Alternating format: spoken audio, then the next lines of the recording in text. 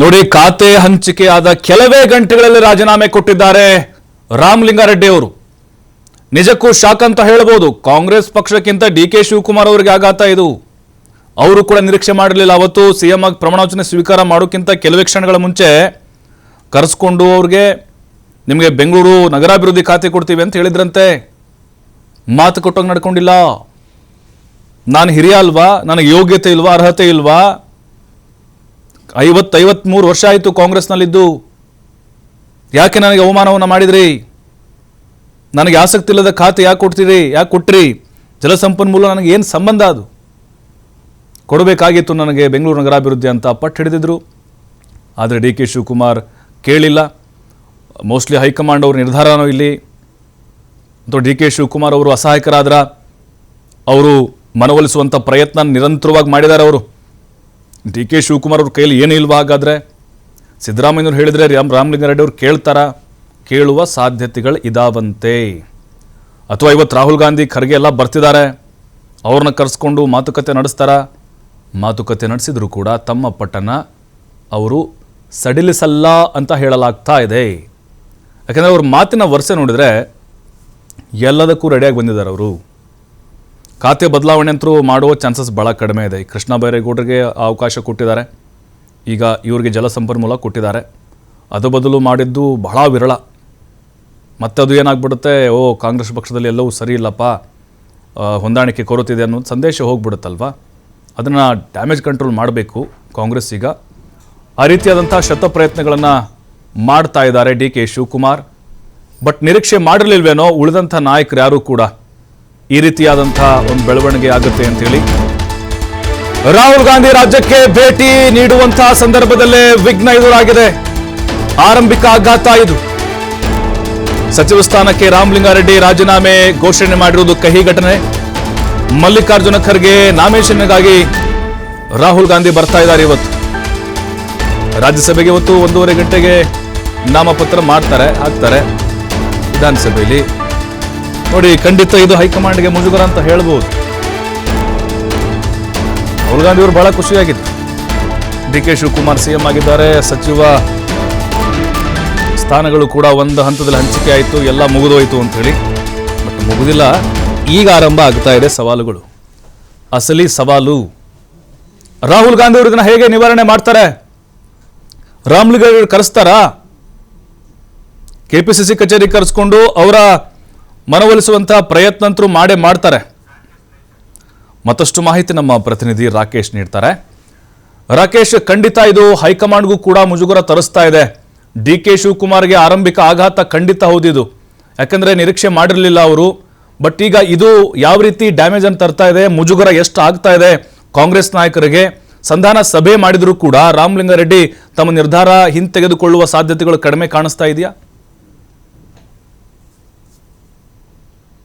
ಆಘಾತ ಎದುರಾಗಿದೆ. ಖಾತೆ ಹಂಚಿಕೆ ಮಾಡಿದಂತಹ ಕೆಲವೇ ಗಂಟೆಗಳ ನಂತರದಲ್ಲಿ ರಾಮಲಿಂಗಾರೆಡ್ಡಿ ಅವರು ತಮ್ಮ ಸ್ಥಾನಕ್ಕೆ ರಾಜೀನಾಮೆಯನ್ನು ಘೋಷಣೆ ಮಾಡಿದ್ದಾರೆ. ಅದಕ್ಕಿಂತ ಹೆಚ್ಚಾಗಿ ಕೇವಲ 42 ಗಂಟೆಗಳು ಅಂದರೆ ಸಚಿವರಾಗಿ ಅವರು ಪ್ರಮಾಣ ವಚನ ತೆಗೆದುಕೊಂಡ ಆಗಿನಿಂದ ಹಿಡಿದು ಖಾತೆ ಹಂಚಿಕೆ ಆಗುವವರೆಗಿನ 42 ಗಂಟೆಗಳ ಅವಧಿಯಲ್ಲಿ ಕಾಂಗ್ರೆಸ್ ಸರ್ಕಾರಕ್ಕೆ ಮೊದಲ ರಾಜೀನಾಮೆ ಸಿಕ್ಕಿದೆ. ಡಿ.ಕೆ. ಶಿವಕುಮಾರ್ ಅವರು ಬಹಳ ಮಹತ್ವಾಕಾಂಕ್ಷೆಯಿಂದ ಜನಪರವಾದಂತಹ ಸರ್ಕಾರವನ್ನು ನಾವು ಮಾಡಬೇಕು ಅನ್ನುವಂಥ ನಿಟ್ಟಿನಲ್ಲಿ ನಿನ್ನೆಯಷ್ಟೇ ಅಧಿಕಾರಿಗಳ ಸಭೆಯನ್ನು ಕರೆದು ಎಲ್ಲರಿಗೂ ಇನ್ಸ್ಟ್ರಕ್ಷನ್ ಅನ್ನು ಕೊಟ್ಟಿದ್ರು. ಎಲ್ಲರೂ ಕೂಡ ಜನಪರವಾದಂತಹ ಆಲೋಚನೆಗಳ ಜೊತೆಯಲ್ಲೇ ಮುನ್ನಡೆಯಿರಿ ಎನ್ನುವಂತಹ ಸೂಚನೆಯನ್ನು ಕಟ್ಟಿದ್ರು. ಇಂತಹ ಸಂದರ್ಭದಲ್ಲಿ ಅವರ ಪಕ್ಷದ ಹಿರಿಯ ನಾಯಕರಾಗಿದ್ದ ಹಾಗೆ ಅನುಭವಿ ಮಂತ್ರಿ ಅಂತಲೇ ಕರೆಸಿಕೊಂಡಿದ್ದಂತಹ ರಾಮಲಿಂಗಾರೆಡ್ಡಿ ಅವರು ತಮಗೆ ಕೊಟ್ಟಂತಹ ಖಾತೆ ವಿಚಾರದಲ್ಲಿ ಅಸಮಾಧಾನವನ್ನು ಹೊರಹಾಕಿ ಇವತ್ತು ಬೆಳಿಗ್ಗೆ ರಾಜೀನಾಮೆಯನ್ನು ಸಲ್ಲಿಸಿದ್ದಾರೆ. ನನಗೆ ಕೊಟ್ಟಿರುವಂತಹ ಈ ಖಾತೆ ನನ್ನ ಆತ್ಮಸಾಕ್ಷಿಗೆ ಒಪ್ಪುವುದಲ್ಲ, ಅನುಭವ ಇರುವ ಖಾತೆಯನ್ನು ಕೊಟ್ಟರೆ ನಿಭಾವಣೆಯನ್ನು ಮಾಡಬಹುದು, ಜಲಸಂಪನ್ಮೂಲ ಖಾತೆಯಿಂದ ನನಗೂ ಆಗುವುದು ಏನೂ ಇಲ್ಲ, ನಾನು ಅದರಲ್ಲಿ ಮಾಡುವಂಥದ್ದು ಏನೂ ಇಲ್ಲ ಅನ್ನುವಂಥ ನೇರ ಮಾತುಗಳನ್ನು ಹೇಳುವ ಮುಖಾಂತರ ನನಗೆ ಪಕ್ಷ ಇಲ್ಲಿವರೆಗೆ ಕೊಟ್ಟ ಗೌರವಕ್ಕೆ, ಮಂತ್ರಿ ಸ್ಥಾನಕ್ಕೆ ನಾನು ಆಭಾರಿಯಾಗಿದ್ದೇನೆ. ಪಕ್ಷದ ಕಾರ್ಯಕರ್ತನಾಗಿ, ಸಮಾಜ ಸೇವಕನಾಗಿ ನಾನು ಮತ್ತೆ ಪಕ್ಷದ ಜೊತೆಯಲ್ಲೇ ಮುಂದುವರಿತೇನೆ ಅನ್ನುವಂಥ ಮಾತನ್ನು ಹೇಳಿ ತಮ್ಮ ರಾಜೀನಾಮೆಯನ್ನು ಸಲ್ಲಿಸಿದ್ದಾರೆ. ಅದು ಪ್ರಮುಖವಾಗಿ ಇವತ್ತು ಎಐಸಿಸಿ ಅಧ್ಯಕ್ಷರು ರಾಜ್ಯಸಭಾ ಸದಸ್ಯರಾಗಿ ಆಯ್ಕೆ ಆಗುವುದಕ್ಕಿರುವ ಪ್ರಕ್ರಿಯೆ ಇವತ್ತು ನಡೀತಾ ಇದೆ. ಇಲ್ಲಿ ರಾಹುಲ್ ಗಾಂಧಿ ಅವರು ಕೂಡ ರಾಜ್ಯಕ್ಕೆ ಆಗಮಿಸ್ತಾ ಇದ್ದಾರೆ. ಇಂತಹ ಸಂದರ್ಭದಲ್ಲಿ ಕಾಂಗ್ರೆಸ್ಸಿನ ಪ್ರಮುಖ ನಾಯಕರುಗಳು ರಾಜ್ಯಕ್ಕೆ ಬರ್ತಿರುವಂತಹ ಹೊತ್ತಿನಲ್ಲಿ ಪಕ್ಷದ ಪ್ರಮುಖ ಹಿರಿಯ ಸಚಿವರೊಬ್ಬರು ರಾಜೀನಾಮೆಯನ್ನು ಕೊಟ್ಟಿರುವುದು ಇಲ್ಲಿನ ಮಟ್ಟಿಗೆ ಬಹಳ ಮುಜುಗರದ ವಿಚಾರ ಅಂತಲೇ ಪರಿಗಣನೆ ಮಾಡಲಾಗ್ತಾ ಇದೆ. ಹೈಕಮಾಂಡ್ ನಾಯಕರ ಆಗಮದ ಹೊತ್ತಿರದಲ್ಲಿ ಆಗ್ತಿರುವಂತಹ ಈ ಬದಲಾವಣೆ ಪಕ್ಷದ ಮೇಲೂ ಮತ್ತು ಮುಖ್ಯಮಂತ್ರಿಗಳಿಗೂ ಕೂಡ ವೈಯಕ್ತಿಕವಾಗಿ ಒತ್ತಡವನ್ನು ತಂದೊಡ್ಡುವಂತಹ ಸನ್ನಿವೇಶವನ್ನು ನಿರ್ಮಾಣ ಮಾಡಿದೆ. ರಾಮಲಿಂಗಾರೆಡ್ಡಿ ಅವರು ಖಾತೆಗೆ ಬೇಡಿಕೆ ಇಟ್ಟಂತ ಸಂದರ್ಭದಲ್ಲಿ ಅವರ ಮನವೊಲಿಕೆ ಪ್ರಯತ್ನವನ್ನ ಸಿಎಂ ಅವರು ಮಾಡ್ತಾ ಇದ್ರು. ಇದಾದ ಬಳಿಕ ತಮ್ಮ ಕೈಯಲ್ಲಿ ಇದು ಅಸಾಧ್ಯ ಅನ್ನುವಂಥ ಸನ್ನಿವೇಶ ಬಂದಾಗ ಮನವೊಲಿಕೆಗಾಗಿ ಮಾಜಿ ಮುಖ್ಯಮಂತ್ರಿ ಸಿದ್ದರಾಮಯ್ಯ ಅವರನ್ನ ಭೇಟಿಯಾದ್ರು.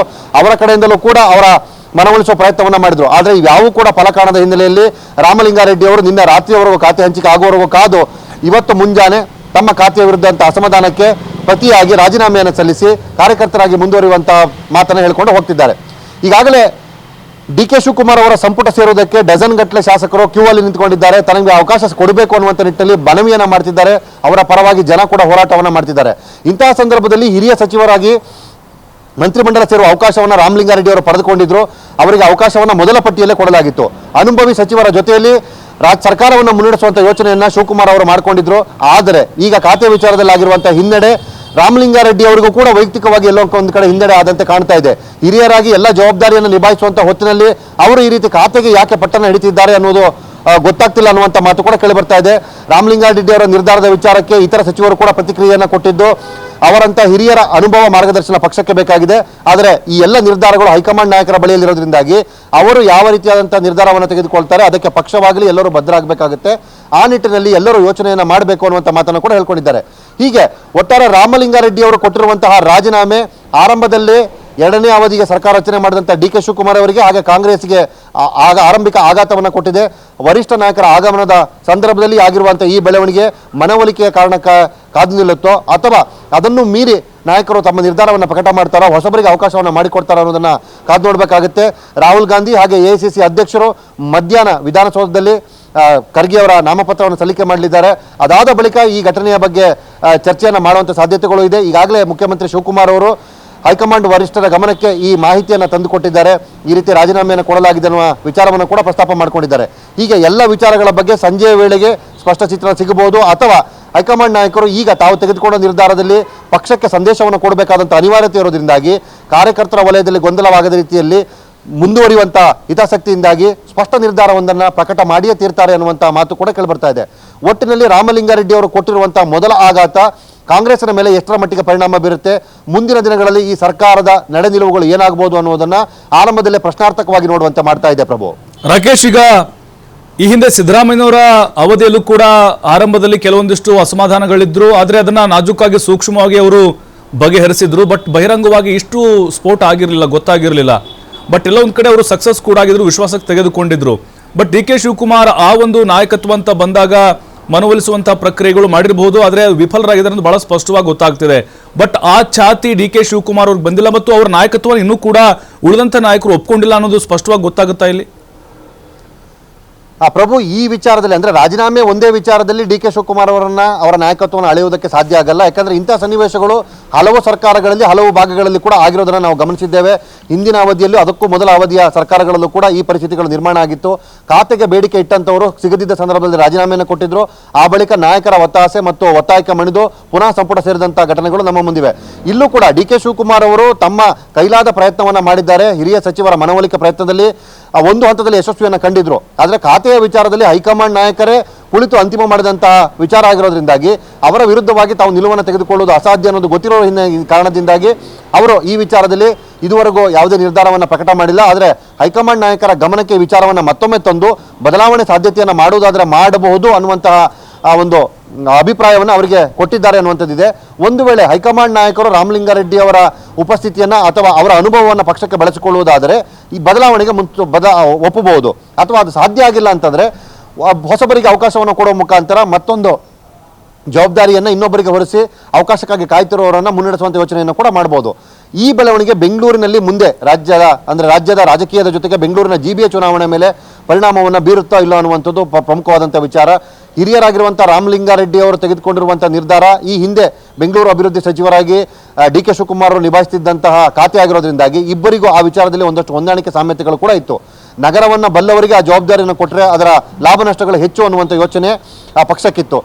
ಅದೇ ನಿಟ್ಟಿನಲ್ಲಿ ಕೃಷ್ಣ ಬೈರೇಗೌಡ ಅವರಿಗೆ ಈ ಜವಾಬ್ದಾರಿಯನ್ನು ಕೊಟ್ಟಿದ್ರು. ಹೊಸತನವನ್ನು ತರುವುದರಲ್ಲಿ ಹೆಸರು ಮಾಡಿದಂಥ ಕೃಷ್ಣ ಬೈರೇಗೌಡರು ಜಿಬಿಎ ವಿಚಾರದಲ್ಲೂ ಕೂಡ ಒಂದಷ್ಟು ಬದಲಾವಣೆಗಳನ್ನು ಮಾಡಿಕೊಳ್ಳಿ ಬೆಂಗಳೂರಿಗೆ ಬ್ರ್ಯಾಂಡ್ ಬೆಂಗಳೂರಿನ ಹೆಸರನ್ನು ಇನ್ನಷ್ಟು ವಿಸ್ತರಿಸುವಂಥ ಪ್ರಯತ್ನದಲ್ಲಿ ಯಾವುದೇ ಸಮಸ್ಯೆ ಆಗದ ರೀತಿಯಲ್ಲಿ ನೋಡ್ಕೊಳ್ತಾರೆ ಅನ್ನುವಂಥ ಮಾತನ್ನು ಇಟ್ಟುಕೊಂಡು ಅವರಿಗೆ ಆ ಜವಾಬ್ದಾರಿಯನ್ನು ಕೊಡುವಂಥ ಯೋಚನೆಯನ್ನು ಹೈಕಮಾಂಡ್ ನಾಯಕರು ಕೂಡ ಮಾಡಿದ್ರು ಅನ್ನುವಂಥದ್ದು. ಆದರೆ ನಗರದ ಬಗ್ಗೆ ಮಾಹಿತಿ ಹೊಂದಿದ್ದಂತಹ ಮತ್ತು ಈ ಬಗ್ಗೆ ಈ ಹಿಂದೆ ಈ ಇಲಾಖೆಯನ್ನು ನಿಭಾಯಿಸಿದಂತಹ ರಾಮಲಿಂಗಾರೆಡ್ಡಿ ಅವರು ಆ ವಿಚಾರದಲ್ಲಿ ಈಗ ಪಟ್ಟನ್ನು ಹಿಡಿದಿರುವುದು ಯಾಕೆ ಅನ್ನುವಂಥ ಪ್ರಶ್ನೆ ಕೂಡ ಕಾಡ್ತಾ ಇದೆ. ಬಟ್ ರಾಕೇಶ್, ಇಲ್ಲಿ ರಾಮಲಿಂಗಾರೆಡ್ಡಿ ಅವರು ಬರೋದಾದ್ರೆ ಸಿಕ್ಕಿದ್ದ ಅವಕಾಶ ಏನೋ ಒಂದು ಕೊಟ್ಟಿದ್ದಾರೆ, ನನಗೆ ಗೌರವ ಕೊಟ್ಟಂಗಾಗಿದೆ ಅಂತ ಮುಂದುವರಿಬಹುದಾಗಿತ್ತೇನೋ? ಯಾಕಂದ್ರೆ ಇಂತಿಂತ ಘಟಾನುಘಟಿ ನಾಯಕರನ್ನ ಕೈ ಬಿಟ್ಟಿದ್ದಾರೆ ನಾವು ನೋಡ್ತಾ ಇದ್ವಿ. ಎಚ್ ಕೆ ಪಾಟೀಲ್ ಇಂತಿಂತ ಹಿರಿಯ ಶಾಸಕರನ್ನು ಕೂಡ ಕಡೆಗಣಿಸ್ತಾ ಇದ್ದಾರೆ. ಹಾಗಾಗಿ ಎಲ್ಲೋ ಒಂದು ಕಡೆ ಏನೋ ನಮಗೆ ಒಂದು ಖಾತೆಗೆ ಸಿಕ್ಕಿದೆ, ಮಾಡ್ಕೊಂಡು ಹೋಗೋಣ ಜವಾಬ್ದಾರಿ ಅಂತೇಳಿ ಅವರು ಮುಂದುವರಿಬಹುದಾಗಿತ್ತೇನೋ? ಬಟ್ ಎಲ್ಲೋ ಒಂದು ಕಡೆ ಅವರ ಹಠಮಾರಿತನವೂ ಕೂಡ ಪಕ್ಷದ ನಾಯಕರನ್ನ ಒಂದು ರೀತಿ ಕೋಪಕ್ಕೆ ತಳ್ಳಬಹುದು ಅಂತ ಹೇಳಿ. ಪ್ರಭು, ಈಗ ನಾನು ಹೇಳಲಿಕ್ಕೆ ಹೊರಟಿದ್ದು ಅದೇ ವಿಚಾರವನ್ನ. ರಾಮಲಿಂಗಾರೆಡ್ಡಿ ಅವರಿಗೆ ಈ ಹಿಂದೆ ಈ ಖಾತೆಯನ್ನು ನಿಭಾಯಿಸಿದಂಥ ಅನುಭವ ಇತ್ತು. 2-3 ಬಾರಿ ಅಂದರೆ BBMP ಅವಧಿಯಲ್ಲಿ ಚುನಾವಣೆಯನ್ನು ನಡೆಸಿ ನಿರ್ವಹಿಸಿದಂತಹ ಅನುಭವವೂ ಇತ್ತು. ಹೀಗಾಗಿ ಬೆಂಗಳೂರಿನ ಜವಾಬ್ದಾರಿ ಬಂದಾಗ ಹೊಸದಾಗಿ ಸಂಪುಟ ರಚನೆ ಆಗುವಂಥ ಹೊತ್ತಿನಲ್ಲಿ ಈ ಜವಾಬ್ದಾರಿಯನ್ನು ತನಗೆ ಕೊಟ್ಟರೆ ನಾನು ಸಕ್ಸಸ್ ಆಗಿ ನಿಭಾಯಿಸ್ತೇನೆ. ಬೆಂಗಳೂರಿನಲ್ಲಿ GBA ಚುನಾವಣೆ ಈಗ ಮುಂದಿರುವಂಥ ಟಾಸ್ಕ್, ಅದರಲ್ಲಿ ನನ್ನ ಪಾತ್ರ ಏನು, ನಾನು ಎಷ್ಟು ಪರಿಶ್ರಮವನ್ನು ಹಾಕ್ತೇನೆ, ಪಕ್ಷವನ್ನು ಇಲ್ಲಿ ಅಧಿಕಾರಕ್ಕೆ ತರುವ ನಿಟ್ಟಿನಲ್ಲಿ ನಾನು ಏನೇನು ಮಾಡ್ಬೋದು ಅನ್ನೋ ಪ್ರೀ ಪ್ಲಾನನ್ನು ಅವರು ಹಾಕಿಕೊಂಡಿದ್ರು ಅನ್ನುವಂಥ ಮಾತು ಅವರ ಆಪ್ತ ವಲಯದಲ್ಲಿತ್ತು. ಚುನಾವಣೆಗಾಗಿ ತನ್ನ ಸಾಮರ್ಥ್ಯ ಪ್ರದರ್ಶನವನ್ನು ಮಾಡುವುದಕ್ಕಾಗಿ ಅತಿ ಹೆಚ್ಚು ಬಾರಿ ಬೆಂಗಳೂರಿನಿಂದ ಶಾಸಕರಾಗಿ ಆಯ್ಕೆಯಾಗಿದ್ದಂತಹ ಅವರು ಮುಂದೆ ಅತ್ಯುನ್ನತ ಹುದ್ದೆಗೂ ಕೂಡ ಸಿದ್ಧತೆಯನ್ನು ಮಾಡ್ಕೊಳ್ತಾ ಇದ್ರು. ಇಂತಹ ಸಂದರ್ಭದಲ್ಲಿ ತಮಗೆ ಸಿಕ್ಕ ಈ ಅವಕಾಶವನ್ನು ಬಿಟ್ಟುಕೊಡೋದರ ಬದಲು ಹೈಕಮಾಂಡ್ ನಾಯಕರ ಎದುರು ತನ್ನ ಸಾಮರ್ಥ್ಯ ಪರಿಶೀಲನೆಯನ್ನು ಮಾಡಿ ಅದಕ್ಕೆ ಉತ್ತರವನ್ನು ಕೊಟ್ಟು ತಮಗೆ ಮುಂದಿನ ಅವಕಾಶವನ್ನು ಕೇಳಿಕೊಳ್ಳುವ ನಿಟ್ಟಿನಲ್ಲಿ ಅವರು ಪ್ರಯತ್ನವನ್ನು ಮಾಡ್ತಾ ಇದ್ರು.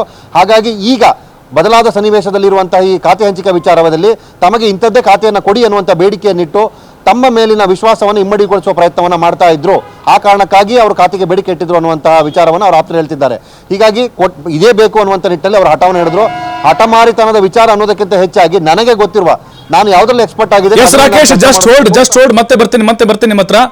ಸಂತೋಷ ಆಗ್ತಾ ಇದೆ. 2028ಕ್ಕೆ ನಮ್ಮ ಕಾಂಗ್ರೆಸ್ ಪಕ್ಷ ಬರುತ್ತೆ, 2029ಕ್ಕೆ ರಾಹುಲ್ ಗಾಂಧಿನ ಪ್ರಧಾನಿ ಮಾಡ್ತೀವಿ ಅನ್ನೋ ಆಶ್ವಾಸನೆಯೊಂದಿಗೆ ನಾವೆಲ್ಲ ಕಾರ್ಯಕರ್ತರು, ನಾವು ಕಾರ್ಪೊರೇಟರ್ ಆಗಿ ಕೆಲಸ ಮಾಡಬೇಕು ಅಂದಿದ್ದೀವಿ. ಇವತ್ತು ನಮ್ಗೆ ಅನ್ಯಾಯ ಆಗಿದೆ ಅನ್ನೋದಕ್ಕೆ ಎರಡು ಮಾತಿಲ್ಲ ಸರ್. ಸರ್, ಸನ್ಮಾನ್ಯ ರಾಮಲಿಂಗಾರೆಡ್ಡಿ ಅವರು ನಾಳೆ ಹೇಳಿ ಅವ್ರು ಏನು ಚಾಚು ತಪ್ಪದೆ ಅವ್ರು ಏನು ಹೇಳ್ತಾರೋ ಅದನ್ನು ಪಾಲಿಸೋದಕ್ಕೆ ನಾವು ರೆಡಿ ಇದ್ದೀವಿ ಸರ್. ನೀವು ಯಾವ ರೀತಿ ಹೋರಾಟ ಮಾಡ್ತೀರಾ? ರಾಮಲಿಂಗಾರೆಡ್ಡಿ ಈಗ ರಾಮಲಿಂಗಾರೆಡ್ಡಿ ಅಂತ ಒಳ್ಳೆ ಮನುಷ್ಯ ಸಿಗಬೇಕಾದ್ರೆ ಪುಣ್ಯ ಮಾಡಿರಬೇಕು ಸರ್ಕಾರಕ್ಕೆ. ಇವತ್ತು ನಮ್ಮ ರಾಮಲಿಂಗಾರೆಡ್ಡಿ ಅವರು ಬೆಳಗ್ಗೆ ಬಂದು 8 ಗಂಟೆಗೆ ಈ ಕಚೇರಿಯಲ್ಲಿ ಕೂತ್ಕೊಂಡ್ರೆ ಬೆಂಗಳೂರು ಇಡೀ ಜನ ಬರೋದು ಇವ್ರ ಹತ್ರಕ್ಕೆ. ಸುಮಾರು 300-400 ಲೆಟ್ರ್ ಪ್ರತಿ ದಿವಸ ಸಿಗ್ನೇಚರ್ ಮಾಡ್ತಾರೆ. ಇಂಥ ವ್ಯಕ್ತಿಗೆ ಬೆಂಗಳೂರು ಕೊಡಲಿಲ್ಲ ಅಂದರೆ, ಕೊಡ್ತೀವಿ ಅಂತ ಆಶ್ವಾಸನೆ ಕೊಡಲಿಲ್ಲ ಅಂದರೆ ತುಂಬ ಅನ್ಯಾಯ ಆಗಿದೆ. ಇಂಥ ಮಿನಿಸ್ಟ್ರು ಇವತ್ತು ಸಿಗಬೇಕಾದ್ರೆ ತುಂಬ ಕಷ್ಟ ಇದೆ. ಆದರೆ ವಿಶೇಷವಾಗಿ ಇಡೀ ಬೆಂಗಳೂರು ನಗರದಲ್ಲಿ ಏನು ಅನ್ನೋದು ಗೊತ್ತಿರೋದು ಇವ್ರಿಗೇನೆ. ಕಾರ್ಪೊರೇಷನ್ ಮೊದಲು SM ಕೃಷ್ಣಪೇಟೆಯಿಂದ ಕಾರ್ಪೊರೇಷನ್ ಎಲೆಕ್ಷನ್ ಮಾಡ್ಕೊಂಡ್ಬಂದವ್ರು ಇವರನ್ನೇ. GBA ಗೆಲ್ಸೋಕ್ಕೆ ಕೆಪಾಸಿಟಿ ಇರೋದು ಇವ್ರಿಗೇನೆ. ಆದರೆ ಇವ್ರಿಗೆ ಬೆಂಗಳೂರು ನಗರ ಕೊಡಬೇಕು ಸರ್. ಕೊಡಲಿಲ್ಲ ಅಂದರೆ ಬೆಂಗಳೂರು ಜನ ಫುಲ್ ಬರೋದು ರಾಮಲಿಂಗಾರೆಡ್ಡಿ ಹತ್ರ. ರಾಮಲಿಂಗಾರೆಡ್ಡಿ ಬೆಂಗಳೂರು ಏನು ಅನ್ನೋದು ಗೊತ್ತಿದೆ. ದಯವಿಟ್ಟು ರಾಮಲಿಂಗಾರೆಡ್ಡಿ ಅವ್ರಿಗೆ GBA ಬೆಂಗಳೂರು ನಗರ ಅಭಿವೃದ್ಧಿ ಕೊಡಲೇಬೇಕು. ಕೊಡಲಿಲ್ಲ ಅಂದರೆ ನಾವೆಲ್ಲ ನೋಡಿ ಒಳ್ಳೇದಾಗಲಿ, CM ಒಳ್ಳೇದಾಗಲಿ, ಹೈಕಮಾಂಡ್ ಒಳ್ಳೇದಾಗಲಿ, ಎಲ್ಲ ಆಗಲಿ.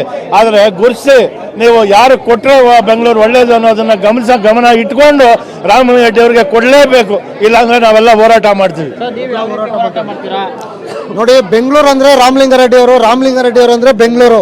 ಈ ಮಾತನ್ನ ನಾವು ಹೇಳಿದ್ದಲ್ಲ, DK ಶಿವಕುಮಾರ್ ಅವರು ಮತ್ತೆ ಸನ್ಮಾನ್ಯ ಮಾಜಿ ಮುಖ್ಯಮಂತ್ರಿಗಳಾದ ಸಿದ್ದರಾಮಯ್ಯ ಅವರೇ ಇಡೀ ಕೋರಮಂಗಲಕ್ಕೆ ಬಂದು ಒಂದು ಫಂಕ್ಷನ್ ಅಲ್ಲಿ ನಿಮ್ಗೆ ಉಪಮುಖ್ಯಮಂತ್ರಿ ಸ್ಥಾನ ಕೊಡ್ತೀನಿ ಅಂದ್ರು. ಅವರು ಉಪಮುಖ್ಯಮಂತ್ರಿ ಸ್ಥಾನ ಕೇಳಲಿಲ್ಲ, ಮತ್ತೆ ಯಾವುದೇ ಅಧಿಕಾರದಿಂದ ಅವ್ರಿಗೆ ಹೋಗ್ಲಿಲ್ಲ. ಯಾವತ್ತೂ ಅಷ್ಟೇ ಇಷ್ಟು ಮಿನಿಸ್ಟರ್ ತಗೊಂಡಿದ್ದಾರೆ, ಒಬ್ಬರು ಮನೆ ಹತ್ರ ಅವ್ರು ಹೋಗ್ಲಿಲ್ಲ. ಇದು ಬೆಂಗಳೂರು ನಗರಾಭಿವೃದ್ಧಿ ಯಾಕೆ ತಗೊಳ್ತಾ ಇದ್ದಾರೆ ಅಂದ್ರೆ, ಈಗ ನೆಕ್ಸ್ಟ್ GBA ಎಲೆಕ್ಷನ್ ಬರ್ತಾ ಇದೆ. GBA ಎಲೆಕ್ಷನ್ಗೆ ರಾಮಲಿಂಗಾರೆಡ್ಡಿ ಅವ್ರಿಗೆ ಅನುಭವವನ್ನು ಇಲ್ಲಿ ನಮ್ಮ ಸರ್ಕಾರ ಬಳಸ್ಕೋಬೇಕು. ಆ ಬಳಸ್ಕೊಂಡ್ರೆ GBA ಬೆಂಗಳೂರು ಸಿಗೋದು ಗ್ಯಾರಂಟಿ, ನಮಗೆ GBA ಗೆಲ್ಲೋದು ಗ್ಯಾರಂಟಿ. ಅವ್ರನ್ನೇನಾದರೂ ನಾವು ಇದೇ ರೀತಿ ತಿರಸ್ಕಾರ ಮಾಡಿಕೊಂಡು ಅವರಿದ್ರೆ ಬೆಂಗಳೂರು GBAದಲ್ಲಿ ಗೆಲ್ಲೋದಕ್ಕೆ ಸಾಧ್ಯನೇ ಇಲ್ಲ ಅಂತ ಹೇಳೋದಕ್ಕೆ ನಾವು ಇಷ್ಟಪಡ್ತಾ ಇದ್ದೀವಿ. ಸರ್, ಅವರು ರಾಮಲಿಂಗಾರೆಡ್ಡಿ ಸಾಹೇಬರು CM ಆಸ್ಪೆಂಟ್ ಕ್ಯಾಂಡಿಡೇಟ್ ಸರ್. DK ಸಾಹೇಬ್ರು 8 ಸತಿ ಗೆದ್ದಾರೆ, ಇವರು 8 ಸತಿ ಗೆದ್ದಾರೆ ರಾಮಲಿಂಗಾರೆಡ್ಡಿ ಸಾಹೇಬ್ರಿಗೆ. ಆದರೂ ಕೂಡ ನಾವು ಕಾರ್ಯಕರ್ತರ ಮುಂದಿನ ಮುಖ್ಯಮಂತ್ರಿ ರಾಮಲಿಂಗಾರೆಡ್ಡಿ ಸಾಹೇಬ್ರು ಅಂತ ಅವರು ಸ್ಪಷ್ಟನೆ ಕೊಟ್ಟರು, ನಾನು ಮುಖ್ಯಮಂತ್ರಿ ಅಭ್ಯರ್ಥಿ ಅಲ್ಲ ಅಂತ ಹೇಳಿ. ಅಂಥ ವ್ಯಕ್ತಿಗೆ ಇವರು ಅಣ್ಣ ತಮ್ಮದಿರು DK ಶಿವಕುಮಾರ್ ಸಾಹೇಬರು, DK ಸುರೇಶ್ ಸಾಹೇಬ್ರು ಮನೆಗೆ ಬಂದು ಹೋದ್ಸತಿ ಬಂದು ಮಾತು ಕೊಟ್ಟರು. ಮಾತು ಕೊಟ್ಟನಂತೆ ನಡ್ಕೋಬೇಕಾಯಿತು. ಅವ್ರು ಬೆಂಗಳೂರು ಬಗ್ಗೆ ಗೊತ್ತು, ಇಂಚಿಂಚು ಗೊತ್ತು, ಯಾವ ಏರಿಯಾ ಗಲ್ಲಿ ಗೊತ್ತು. ಅಂಥವ್ರಿಗೆ ಇವರು ಜಲಸಂಪನ್ಮೂಲ ಬೇಡ ಅಂದ್ರೂ ಕೊಟ್ಟಿದ್ದಾರೆ. ದಯವಿಟ್ಟು ಸರ್ಕಾರಕ್ಕೆ AICCಗೆ ನಾವು ಮನವಿ ಮಾಡೋದು, ಸಾಹೇಬ್ರು ಏನು ಖಾತೆ ಕೊಡ್ತಾರೆ, ಏನು ಖಾತೆ ಕೇಳ್ತಾರೆ ಅದು ಕೊಡಲಿ. ಬೆಂಗಳೂರು GB ಎಲೆಕ್ಷನ್ಗೆ ಜಾಸ್ತಿ ಸೀಟ್ ಗೆಲ್ಸ್ಕೊಂಬರೋ ಜವಾಬ್ದಾರಿ ಸಾಹೇಬ್ರ ಮೇಲೆ ಇರುತ್ತೆ. ಮೇಡಮ್, ಈಗ ಸಾಹೇಬರು ರಾಜೀನಾಮೆ ಕೊಟ್ಟಿದ್ದಾರೆ, ನಿಮ್ಗೆ ಯಾವ ರೀತಿ ಬೇಸರ ಆಗ್ತಾ ಇದೆ ಅದೇ ಕಾರ್ಯಕರ್ತರಾಗಿ ತುಂಬಾ ಬೇಜಾರಿದೆ. ಏಕೆ ಅಂತಂದ್ರೆ ನಮ್ಮ ಸಾಹೇಬ್ರ ಅನುಭವ ಅದನ್ನ ಬಳಸ್ಕೊಂಡಿಲ್ವಲ್ಲ ಅಂತ ಅಂದ್ಬಿಟ್ಟು ಇಷ್ಟು ವರ್ಷದಲ್ಲಿ ಯಾವುದೇ ಖಾತೆ ಕೊಟ್ಟರು ಕೂಡ ಅವರು ತುಂಬಾ ಚೆನ್ನಾಗಿ ನಿಭಾಯಿಸ್ಕೊಂಡು ಬಂದಿದ್ದಾರೆ.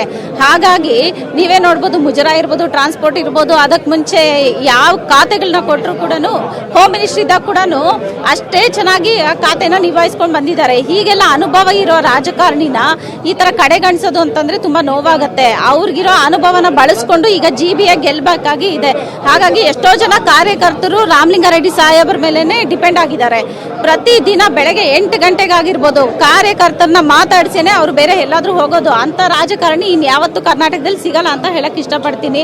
ಅದಕ್ಕೆ ನಮ್ಮ ಮುಖ್ಯಮಂತ್ರಿಗಳನ್ನ ಮತ್ತೆ AICC ಅಧ್ಯಕ್ಷರಾಗಿರುವ ಮಲ್ಲಿಕಾರ್ಜುನ್ ಖರ್ಗೆ ಸಾಹೇಬ್ರನ್ನ ಕೇಳ್ಕೊಳ್ಳೋದು ಇಷ್ಟೇ, ಸಾಹೇಬರಿಗೆ ಬೆಂಗಳೂರು ಅಭಿವೃದ್ಧಿ ಕೊಡಿ ದಯವಿಟ್ಟು, ಮತ್ತೆ ಅವರ ಅನುಭವನ ಬಳಸ್ಕೊಳ್ಳಿ, ಅಭಿವೃದ್ಧಿಗೆ ರಾಮಲಿಂಗಾರೆಡ್ಡಿ ಸಾಹೇಬ್ರಿಗಿರುವ ಜ್ಞಾನವನ್ನ ಬಳಸ್ಕೊಳ್ಳಿ ಅಂತ ಕೇಳಕ್ ಇಷ್ಟಪಡ್ತೀನಿ.